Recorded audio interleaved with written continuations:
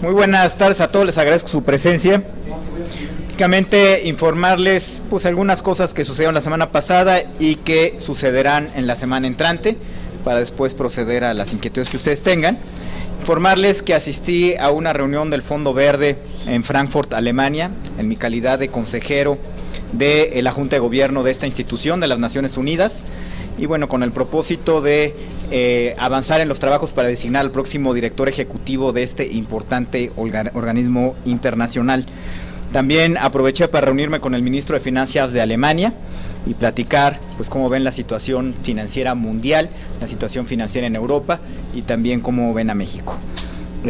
Avisarles que la semana entrante, el lunes y martes de la semana entrante, se va a llevar a cabo en la ciudad de Madrid la reunión interparlamentaria entre México y España. Entonces, bueno, pues cumpliremos con ese compromiso de diplomacia parlamentaria. La agenda de trabajo es importante, está rica en contenido, y bueno, pues estaremos lunes y martes en la ciudad de Madrid, en España, con en esta reunión interparlamentaria.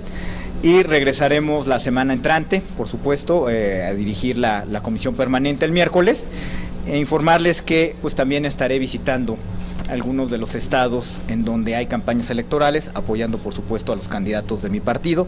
Voy a estar en Coahuila, Durango y Tlaxcala toda esta semana. Estoy a sus órdenes para cualquier pregunta que tengan, cualquier inquietud.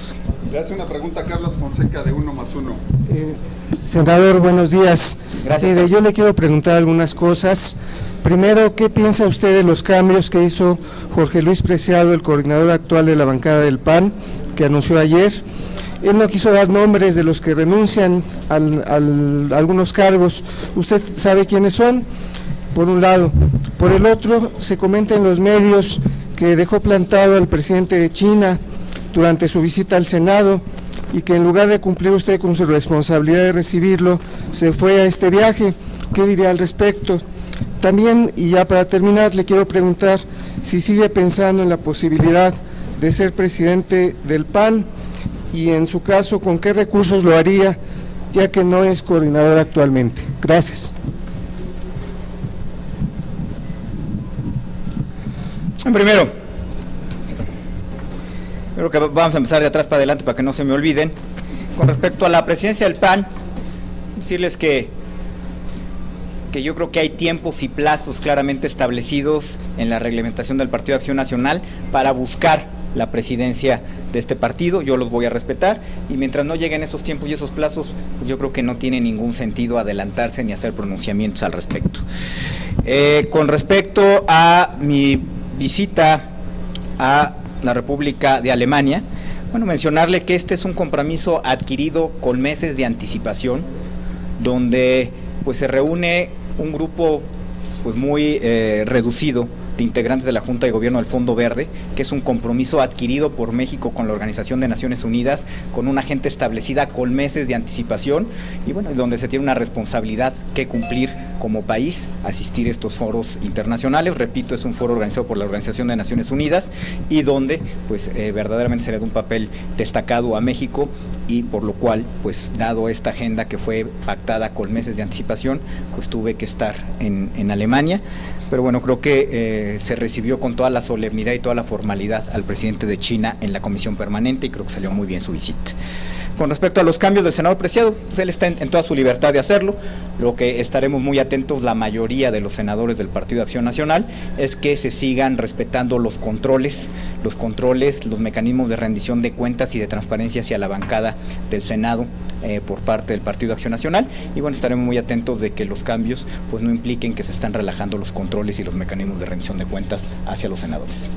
Pregunta Gerardo. Sí, senador, preguntarle precisamente con respecto a ese asunto, el hecho de que se haya cambiado a la persona que, digamos, lleva las finanzas o la administración del dinero en la bancada, ¿tendría alguna implicación en el hecho de que ahora los senadores, digamos, o así denominados corderistas, tuvieran que irle a pedir dinero ahora al nuevo coordinador, o de alguna forma pretenda él así tener el control de, por lo menos de los recursos, ¿no? Esa sería mi primera pregunta. La segunda sería en relación a los posibles periodos extraordinarios, que sé que se reúnen el día de hoy, pero quisiera su opinión con respecto a los principales temas que considera usted que pudieran estar incluidos en esa agenda de periodos extraordinarios. Gracias. Sí, gracias, Gerardo. Mira, con respecto a los cambios, yo te diría que el senador Preciado pues está en su pues él puede organizar su equipo de trabajo como él lo considere, y mencionar que, de nuevo, lo más importante aquí es que los controles y los mecanismos de rendición de cuenta y transparencia que tienen los senadores del PAN se respeten y sigan estando funcionando. Yo creo que eso es lo más importante. El Senado, el grupo parlamentario del PAN, pues tiene una serie de controles, tiene una comisión de vigilancia, sus recursos son auditados regularmente, y yo creo que eso se debe de mantener, se debe preservar, y repito, existe una mayoría de senadores del PAN que estaremos muy atentos a que efectivamente así suceda. Con respecto a los periodos extraordinarios, mira, yo creo que es bordar un poco en el aire. Todavía se convoca un periodo extraordinario cuando hay un dictamen de una comisión para poder convocar un periodo extraordinario, si no son puras especulaciones. Lo único que hay claridad en este momento fue la comunicación que nos llegó por parte del Poder Judicial de que sugería o instruía a la Comisión Permanente de que convocara de manera inmediata a un periodo extraordinario en la Cámara de Diputados para hacer el nombramiento del consejero electoral en el Instituto Federal Electoral que está vacante. Procedimos con toda inmediatez y con toda prontitud, se turnó de manera inmediata a la primera comisión, y la primera comisión, hoy informamos en el Pleno, giró una comunicación a la Junta de Coordinación Política de la Cámara de Diputados y a su mesa directiva para que ellos nos sugieran pues cuáles son las fechas propicias para poder llevar a cabo el periodo extraordinario. Hay que recordar que nosotros, si no conocemos los tiempos de la Cámara de Diputados, difícilmente podemos fijarle fecha a un periodo extraordinario. De manera que hemos atendido con toda prontitud y con toda atención la comunicación que nos llegó del Poder Judicial, y yo te diría que en estos momentos lo único que es cierto es que habrá un periodo extraordinario para nombrar al nuevo consejero electoral del IFE en la Cámara de los Diputados en el momento en que ellos, o con la fecha en lo que ellos lo consideran oportuno. De los otros que se especulan, pues mira, tendrán que reunirse las comisiones, tendrán que generar un dictamen, y habiendo un dictamen, bueno, pues con todo, ahora sí que con toda oportunidad convocaremos al extraordinario, pero mientras no haya dictamen de por medio, pues es difícil. Se pregunta Armando Strop de Reporte INE. Buenos días, senador. El día de hoy publicamos que con documentos de Presidencia de la República que durante el sexenio de Felipe Calderón, a 7 meses de salir, envió directamente, sin pasar por la Cámara de Diputados, 1.105 millones de pesos a 18 municipios de Michoacán, a través de la Sedesol. Esto es algo que ustedes han denunciado, digamos, o comparable con lo que han denunciado, de utilizar recursos para municipios con fines partidistas. Me gustaría saber qué opina de esta entrega de 1.105 millones de pesos, si es interlocutor todavía para con ustedes Felipe Calderón, que hace este tipo de cosas, si respeta la doctrina del PAN este tipo de conductas, y si ustedes estarían dispuestos a denunciarlo como han denunciado a otros partidos. Bueno, primero, yo creo que no son equiparables ni comparables ni cerca los dos eventos que usted está mencionando.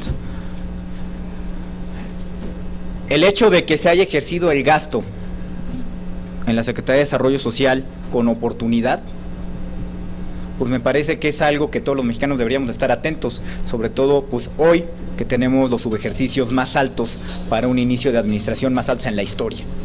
Causa de eso es la desaceleración económica que estamos sufriendo, pues es por eso, por el gran subejercicio que tiene el actual gobierno, y deberíamos estar atentos todos de que se ejercieran los recursos con oportunidad.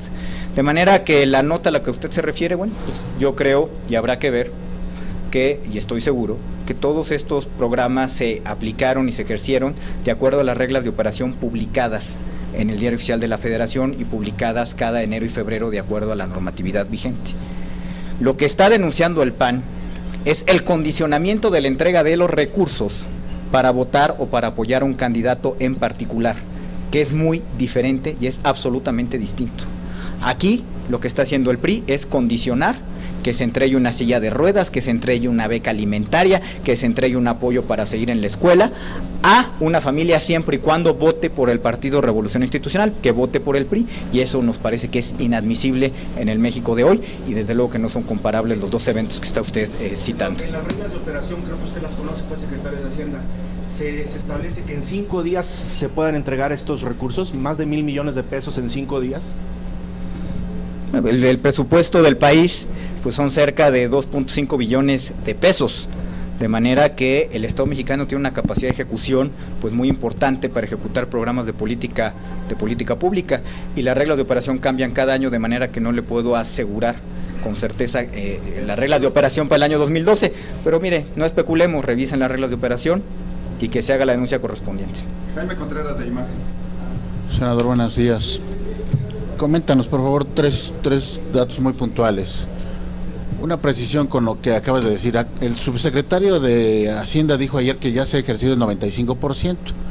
¿Tú qué datos tienes para decir que está el subejercicio más importante a la fecha, como para decirlo así tan tajantemente, que por eso es un poco el retraso del crecimiento económico, o por lo menos, así lo entiendo también, la mediatez o la mediocridad con la que ha crecido la economía actualmente? Eso sería una precisión, pero la pregunta muy puntual: ¿qué hay de las presuntas o dichos en el sentido que te van a practicar auditoría a la gestión de tu labor como coordinador? ¿Qué opinas sobre el punto? ¿Vas a mantener, con tanto que responsable de la presidencia, de la mesa directiva, senador, los asesores que se te atribuyen, que son onerosos y que algunos son, como tengo entendido, como Ignacio Zavala y otros representantes presuntos realmente del calderonismo? ¿Vas a mantenerlos en la bancada? Y por último, tu opinión concreta con respecto al hecho de que se afirma de que tus salidas o tus viajes programados o no programados tienen más bien que ver con una suerte de exilio dorado hasta que la bancada restablezca las aguas azules.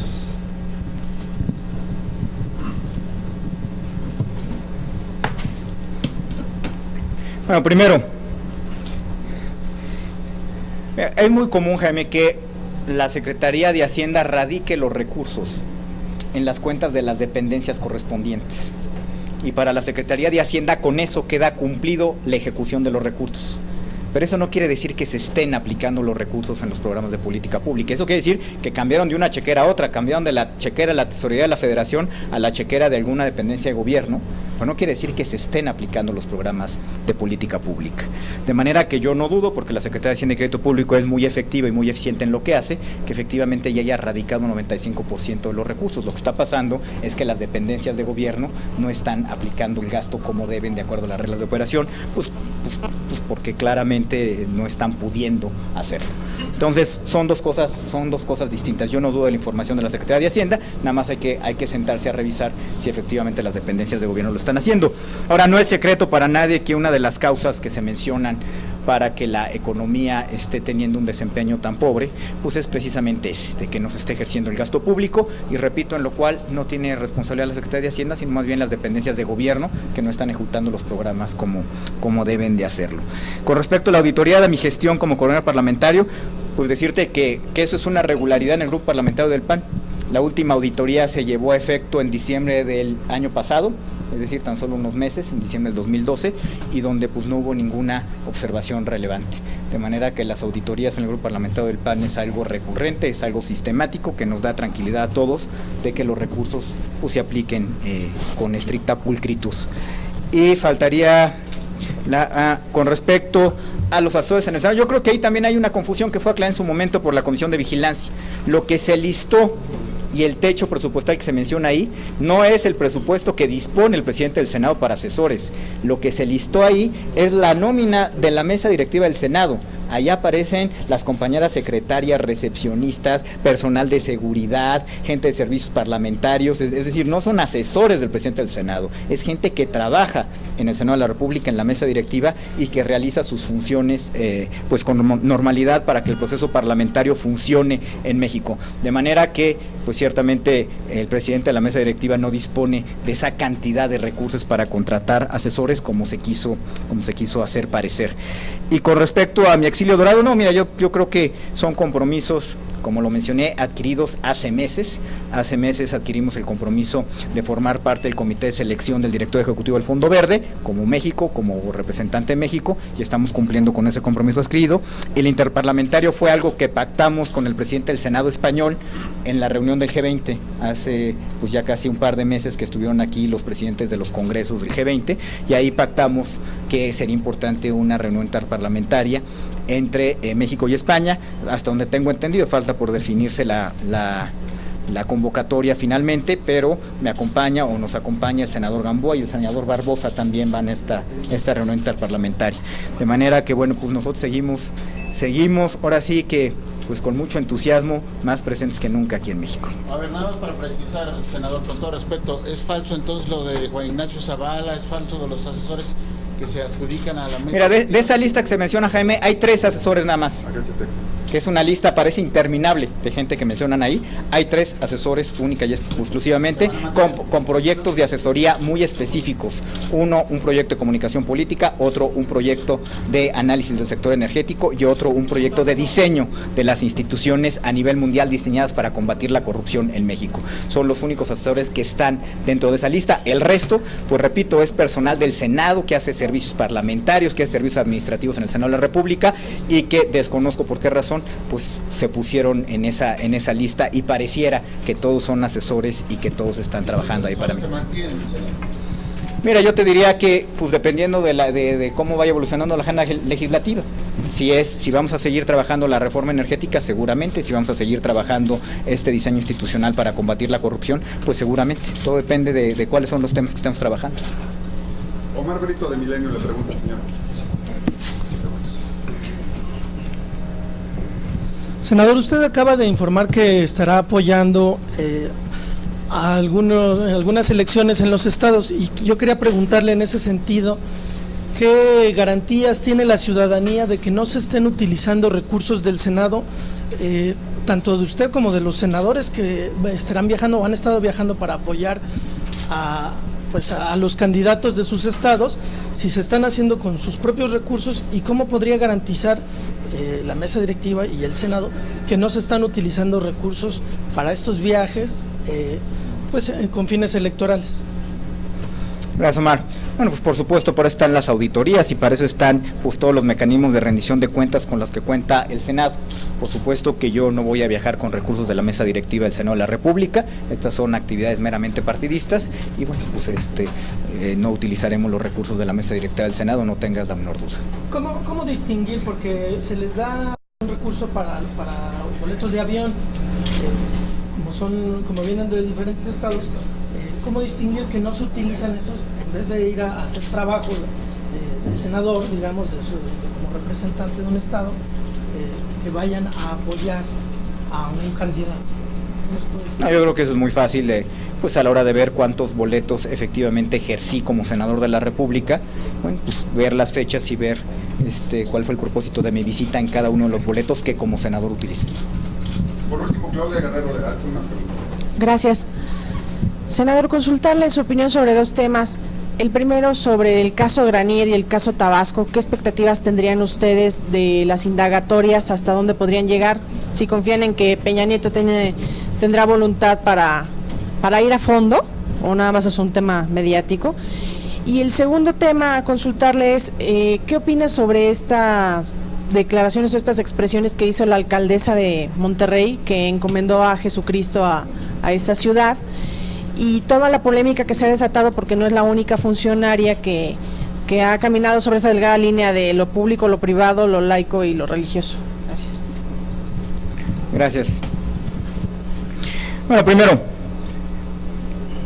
sí parece, o es muy lamentable, que sigan apareciendo este tipo o estas situaciones tan vergonzosas y tan penosas, como la que es que se desvíen miles de millones de pesos en las entidades federativas, lo cual pues es algo muy serio y muy grave. Luego perdemos la dimensión de las cosas, pero aquí estamos hablando de miles de millones de pesos, y yo entiendo perfectamente bien que es tan grave desviar un peso que miles de millones de pesos, pero aquí sí me parece que esto es algo muy serio. Me parece que el PRI tendrá que también tomar sus decisiones y sus posicionamientos políticos. Me parece que un exgobernador del PRI que cometió estos ilícitos, pues sí debe ser sancionado, se debe de proceder con toda la fuerza de la ley. Me parece que hay elementos, la Procuraduría debe de proceder en contra del crimen Granier. Me parece que ya está detenido su secretario de Finanzas y bueno, no veo razón por qué no el gobernador también haya estado involucrado en este asunto, y nos parece de nuevo muy lamentable pues que en el PRI sigan sucediendo estas conductas y estas irregularidades, y hay que presionar. Miren, al nuevo PRI, para que haga caso, hay que presionarlo con buenos discursos, con buena voluntad, con recomendaciones. Ya los vivimos 70 años y nunca hacen casos. Al PRI hay que presionarlo, y hay que presionarlo duro para que efectivamente combata los actos de corrupción que existen dentro de su partido. Con respecto al comentario de la alcaldesa de Monterrey, bien, me parece, como usted ya lo mencionó, pues hay muchos funcionarios o presidentes municipales, yo creo que incluido gobernadores, que asisten a este tipo de eventos, que son de todos los partidos políticos. Y me parece que no hay que sobremagnificar ni sobre darle una dimensión más allá de lo que realmente tiene.